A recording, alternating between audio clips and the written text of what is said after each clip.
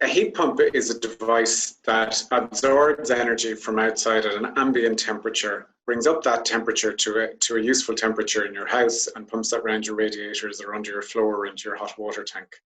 So that heat pump essentially provides, for each unit of energy you buy, it provides about 3 to 4 units of energy of useful heat. So it's very, very efficient.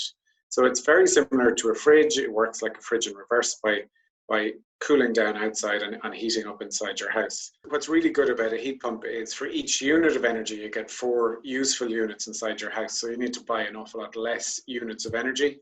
But also those units of energy that you have to buy, because they're from electricity, they can be powered from wind turbines or in the future solar panels in Ireland.